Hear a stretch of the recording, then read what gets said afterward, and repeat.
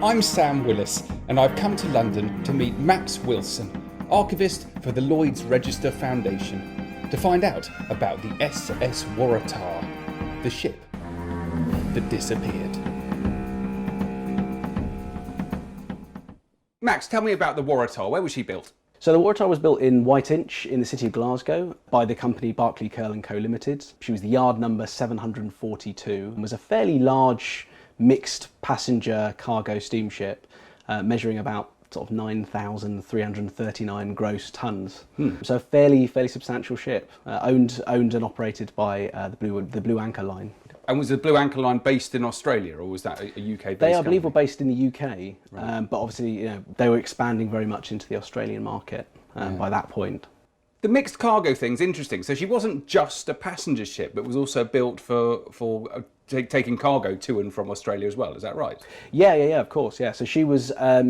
It's actually the issue of cargo became a very central part of this mystery, really. So she was carrying wool, skins, mixed some food, lead concentrate as well. So quite mixed cargoes, some of which, by today's standards, would be considered quite hazardous to take. Yeah. And primarily that was back from Australia to the UK, I suppose. They were exporting things. Yes, yeah. And people maybe went the other way. Yeah, exactly. Yeah, I would say, certainly going out towards Australia, it was definitely an emigrant ship, definitely. Okay, so like mass movements of people rather than just sort of a few isolated wealthy people travelling to Australia. Oh, absolutely. Yeah. I mean, she had a maximum capacity of about 921. So it's and about sort of 930 sort of life belts and other equipment. So she was quite a large ship. The Blue Anchor Line, that's an established company, is it? They already have other ships. Oh yes, they've already got other ships. Again, another key focal point within Waratah's story is her sister ship, the Gilong, as well. So you find that throughout that entire the entire inquiry and the entire story, the Gilong is something that she's constantly compared to, and certainly the Blue Anchor Line by the beginning of the 20th century are quite a well-established line. They're looking to expand. By the time Waratah's built, there's already another ship that's being built to her exact specifications. So again, later on, this becomes something that's quite central to that story. Yeah. And the yard where she was built, that was an established, experienced shipbuilding yard as well? Yeah, Barclay Curle & Co Limited, again, very reputable shipbuilders, of real note. Very much established in that area as part of that, prestigious Clyde-based shipbuilding. So the Waratah is launched. She's launched in the Clyde, and then what happens next? So the Waratah, she finally gets to London. She loads in London. She's surveyed. She's surveyed there, and she leaves London on the 5th of November, 1908. So she's already done kind of sea trials. She's been surveyed, yes. as you said, and that was the Lloyds Register who were doing that surveying, was it? Yeah, of course, yeah. So Lloyds Register by this time had already done all of the surveying. The sea trials had taken place in the Firth of Clyde. She had a top speed of about 15 knots to the measured mile. So by the time she got to London, she was, for loading, before going on to her maiden voyage out to Australia, she was. There certainly were no issues that were identified at that time. And so she left London on the 5th of November 1908. As part of her timeline, again, on the 6th of December, there's an incident where her coal bunkers fire, and there is an inability to put out a fire in her coal bunker for about 2 days. That's on a starboard lower bunker. It's a serious fire, 2 days. Yeah, quite a serious fire. And this again is something that's raised later on. Although it's briefly mentioned in Captain Joshua Edward Ilbery in his logs back to London, it's not something that's particularly dwelt upon, and it was put out fairly quickly. And later on, when Waratah finally made it back to London, these repairs were made, and it's very unlikely that would have occurred again, which was again another theory as to her loss. Okay, so we think that the fire was a teething issue primarily. I believe so, and so of course later on she gets back to London in March of 1909. After that, there appears to be a slight discrepancy in terms of the story. So the managers of Waratah are quite central to the story. William London Sons. They're responsible for the operational service of Waratah, and they later on would tell the inquiry that at this period there was no mention of Waratah's behaviour at sea, about her stability or anything like that, which is something that the court queries quite closely, because for her maiden voyage, and considering that there's also another ship being built to that exact specification, is unusual. Later on, Barclay, Curl & Co Limited really discredit William London Sons and cannot corroborate that account, and actually bring forth a series of letters which indicate that Captain Ilbery of the Waratah is very, very concerned after that maiden voyage of the stability. Right. And that also William London Sons have written to Barclay, Curl & Co Limited to discuss stowage and issues of stowage, quite angry letters between about the 5th and the 16th of April. Okay. So later on, when they're questioned by this, William London Sons would say that actually he actually describes it as it was just a bluff over a financial issue of demurrage. And that it was to try and force a financial settlement from Barclay, Curl & Co Limited.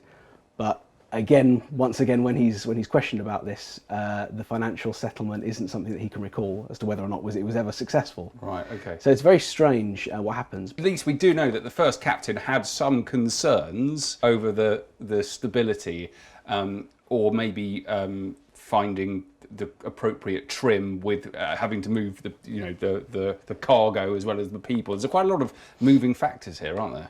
Oh, certainly. I think that by the time we get to the court of inquiry, there are really two central questions to this whole story. The first is as to whether or not there was something that was inherent in her design that would have caused an instability at sea. And the second is whether or not there was some kind of inconsistency with her stowage and the lading throughout that voyage that may have caused or exacerbated any problems further, or well have been the very cause of those problems. Yeah. You've shown me the ship plan, which you've got in your archives, which really shows in great detail how this ship was built. Take us through that plan. So the main plan, which really formed quite a central part of the investigation, was the profile plan itself. So with the profile plan, we can see the full arrangement of all the decking, we can see the arrangement of the passenger accommodation, we can see winches, all of the 14 lifeboats that were on board, and also on top of that we can also see all these 7 watertight bulkheads, which again also feature quite prominently within the inquiry itself. The other side of this as well is we can also see the arrangement of coaling stations. You can also see the arrangement of where the machinery is as well. That's 5 sets of boilers and also her quadruple expansion direct action engines. Yeah, and that's all pretty advanced stuff in terms of ship design. I mean, this is the latest thing, isn't it? Oh, absolutely, yeah. I think she's very, very well equipped. She's got a Cocodis distilling apparatus, so she can produce about 5,500 gallons of water in 24 hours. From seawater? From seawater. Oh, wow. Yeah, and on top of that, she's got 3 different chronometers as well for the longitude. She has a Kelvin patent sounding machine as well for depth. So again, another central part of that inquiry really centred around whether or not she could have drifted, could she still be out there. It was also the amount of space on board. She had enough space for food for about a year. So there was some understanding that perhaps she may have been cast adrift and broken down.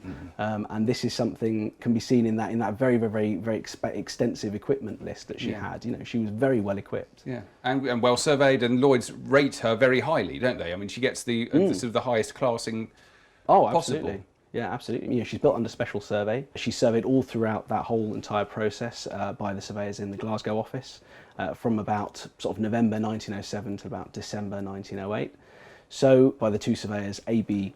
Harris and John McElvenna, who were also asked later on by the Board of Trade to corroborate their evidence and to substantiate that everything was done according to the rules and regulations.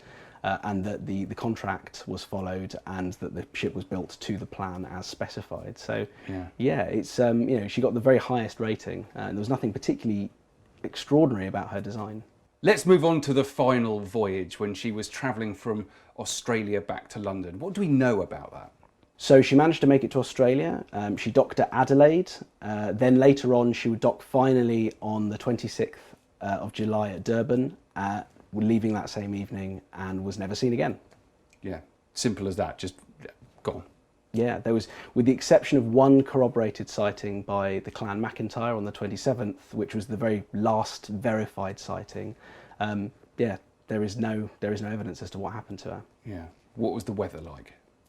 So, on the 27th, when the Clan MacIntyre identified Waratah and they exchanged signals, it was quite fair, light. But then Clan MacIntyre corroborates that on the 28th, there's a very, very, very heavy storm. In fact, the chief officer and the master on board the Clan MacIntyre say it's the very worst they'd ever experienced in that area. They were both very experienced sailors by that point, had a combined sailing of nearly 30 years. So, very, very experienced. But in that 24 hours since seeing Waratah, they were only able to make about 32 miles of progress within that weather. So they were very heavily beaten back. So eventually, with this court of inquiry, it would be established that whatever happened was likely to have happened on the 28th during this very, very heavy storm. Yeah, and obviously the weather's very bad, but the communications equipment is important here. And one of the key things I've discovered about this is that there was no radio. No. Was that usual?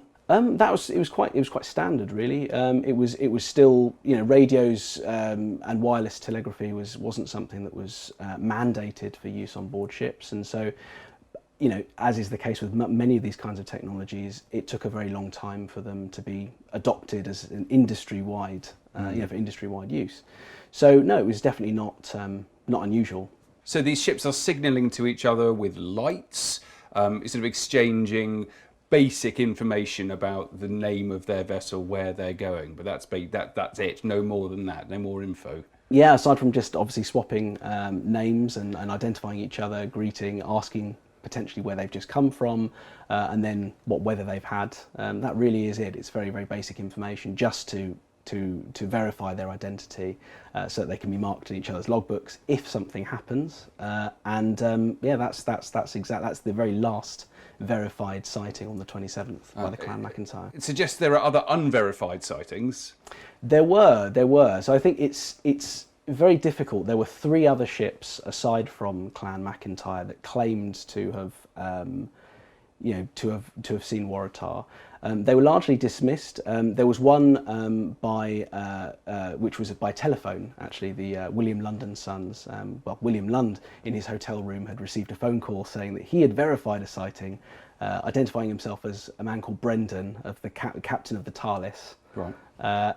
Just as he was near East London in South Africa. And he had said that they'd verified and swapped identities. But they could never get in touch with this man again, so that was largely thrown out by the court. There was another ship, the Guelph, which claimed to have seen Waratah on the same day as the Clan MacIntyre, but 12 hours later. But given her identity, or rather given the account that was given and where she was, and relative to the speed that Waratah was said to be going at by the Clan MacIntyre, it was seen as very unlikely that she could have been in that place and time. And the Guelph also wasn't able to get every single letter of her name. It was only able, in the very high, in the swell, to be able to make out T-A-H at the very end of that name. So right. Again, that was also something that was largely thrown out as very unlikely. And the last, which was also, again, a very important theory that was used to potentially explaining her loss, was by the Harlow. On the 27th, again, they estimate, it was believed by the captain that he could see a vessel about 25 miles off, very, very heavy smoke. And by about 8 o'clock in the evening, he claims to have seen 2 very large flashes, one which went about 1,000 feet into the sky. Wow. And another one that was about 300 feet into the sky. So that's explosions. Although he never heard any noise. Oh. And likewise, none of the lighthouses nearby, despite only being between about 1 and 2 miles off the coast, saw anything. Yeah. This was also disputed by the chief officer as well on board the Harlow, who claimed that actually what they were seeing were bushfires on the coast. Ah, so facing towards the land. Yeah, and that potentially it may have been a slight optical illusion. Given that there were bushfires on both the upper and lower parts of the coast. So it's but this was also, this was something that was believed to potentially have been caused by, again, another coal bunker fire that could have happened. But again, there would have been enough time for them to lower boats, to make distress signals. Also, it's very likely there would have been a lot of debris, which they never found. Right. Yeah, because when ships sink, things come to the surface, don't they? Whether it's bodies or whether it's their cargo. So no one found anything. Nothing at all. It does make you wonder what could possibly make a ship disappear that quickly, that everything inside it has actually been sort of trapped inside. Yeah, it's very strange. It does suggest a huge wave or something like that. So there is an investigation. There's a serious problem. I mean, the entire ship has gone down. Someone needs to be blamed for it. People need to find out what's happened to all of their loved ones who've been on this ship as well. How does that whole kind of process and investigation unfold? So, in the immediate disappearance of Waratah, there are several accounts which come forward, which I've just given you. But there's also a very extensive search period as well. So all ships in that area are put on high alert between August and September. There's a very heavy Admiralty-funded search as well. The Sabine, which is a Union Castle Line ship at the time, funded by the owners, the financiers, the underwriters, travelled around 14,000 miles looking for Waratah. So by the time that the inquiry was finally proposed, really, and the events were set in motion, it took place at Caxton Hall in Westminster between about December 1910 and February 1911. And over that time, they were discussing the design of the vessel. They were discussing whether or not there was any kind of inherent instability as a result of that design and construction, and then also what kind of cargo she was carrying, how it would be stowed. But again, I think the real thing which really hampered them was that there was no real direct evidence that could really explain what had happened. Yeah, it's a dangerous part of the world, isn't there? I mean, if you end up adrift off the coast of South Africa, you can end up in Antarctica. You can drift around in the middle of the Southern Atlantic for some time. What were the theories?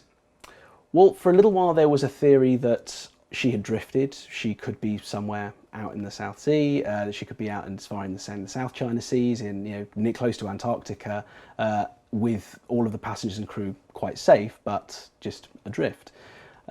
The search more or less put an end to that theory. It was established by the court that was a very, very unlikely theory, given that there was that so much ground had been covered. Yeah. So that side of things, the search, if anything, proved that whatever had happened must have overtaken her and overcome her, or she must have been overcome very, very quickly, quite suddenly. So one theory is that she capsized as a result of a freak wave or a great wave. Mm-hmm. In that particular area, as you just said, it's very, very dangerous. There was a study done by Professor Mallory of the University of South Africa in the 1970s, and that gave the maximum height for some of these storms in that area as waves measuring up to 20 meters high. Right. So, with the vessel that was already potentially listing, or where there were certainly testimonies of people that were who said that she would hang at the end of a roll, it's quite possible that she may have just been overcome by that and capsized very, very quickly. Yeah. The other theory as well was an explosion that her coal bunkers had fired, but again, given the lack of debris, the lack of human remains, it was, again, this was also something that was dismissed, not least because though there had been an earlier coal bunker fire, it had been dealt with, it had been repaired, so it was very, very unlikely that it would have happened again. There's also the theory that it could have been potentially a whirlpool in the area, again, which would have forced her to capsize very quickly. Yeah.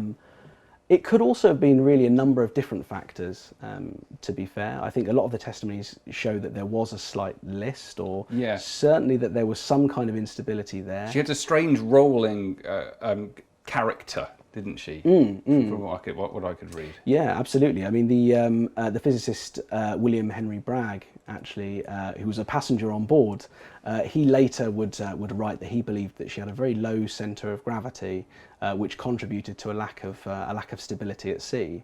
And one of the very central pieces of evidence that was given was by another passenger, Claude Sawyer, who at the time he was travelling on a fare from Australia to Cape Town with the option of continuing on to London. He left at Durban because he was convinced that the ship was unstable, Really? And even to the point where he tells this interesting anecdote of having regular baths on board Waratah and the water being at a 45-degree level. So good. Yeah, exactly. So it's a very, very interesting case. And whilst there is a mix of people who say that there is no list, there does seem to be a rough consensus that there was something a little bit amiss. And certainly the evidence from Captain Ilbery after her very first voyage would suggest that he was concerned that there was a stability issue, and obviously wanted to clarify how she was loaded, how she was stowed at all of the ports to try and help this. The freak waves thing is interesting because that has its own history where you have for many years just sort of rumours of there being enormous waves or freak waves experienced at the sea, and it's only in recent years with oceanographers kind of studying it that they've worked out that actually it is completely true and valid and you can get 30-40 metre waves that come out of nowhere. Yeah, absolutely. I mean, it seems strange that it wasn't something that was that wasn't instantly believed. I think the overall idea was that it was perhaps that there was a really, really intense stability issue with Waratah, and that perhaps in some of the minor storms that had occurred after the 28th that she could have possibly succumbed at that point. But actually, in that area, it seems quite plausible that this freak wave could have potentially been the cause of Waratah's loss. Yeah. And in terms of the records you've got here relating to that inquiry, what sort of other documentary evidence have you got? So obviously, Lloyds Register was issued with 6 copies of the official inquiry report itself, which obviously lines out all of these different theories and the train of events. I bet there were some very panicky surveyors. Yeah. Just to double check it, Yeah, absolutely. Well, one of the other documents that we also have on display is from the Border Trade itself, which was responding to this great media frenzy, which was speculating that Waratah was experimental and had been listed as experimental by Lloyds Register, that she was notoriously crank, right. i.e. that she was really tipping, and that her depth relative to her breadth was way off, and also that that Waratah hadn't been surveyed according to recent rules. So there were all of these kinds of strange theories that were being bandied around in the media, and so the Board of Trade wrote to Lloyds Register and asking for clarity on all of these issues, and sort of in these numbered list. So we also have the reply to that as well, saying that Waratah was by no means experimental. She'd been surveyed under the 1907 to 1908 rules, so the most up-to-date and most recent rules, and that there was never any question that was ever brought to Lloyds Register by the owners, by the managers, by the builders as to her stability or behaviour at sea. So it's something that I think was certainly a worry, within Lloyds Register, but. And as a result of that, it was the 2 surveyors at Glasgow who'd completed that initial first entry report, John McElvenna and A.B. Harris, who came forward and were also asked to provide written proof that everything had been done by the book, to the regulations, and in accordance with the plans. Yeah. It's interesting, the science of oceanography has kind of come up trumps. We now know about freak waves, so that's a valid explanation. But in this is quite interesting. It's one of the reasons, I think, why the mystery continues, is that maritime archaeologists, wreck hunters, have not been able to find her. And that's somewhere where, the science of it has grown and grown and grown. But people have looked and they just cannot find this ship. No, it's she's somewhere, but where she is still very much a mystery. And I think that's one of the reasons why she remains such an iconic vessel, for that very reason. Even though she's before the Titanic, there really is no explanation or verified proof of what happened to her, where she is. Given the nature of the currents and the area around there, it's, as you said before, she could have gone anywhere really. She could have gone further south, further west, further east. Certainly the currents in that region are all generally southwards and eastwards, so it could indicate that she went that way, but yeah, it remains to be seen. Yeah, it's an amazing story. Thank you.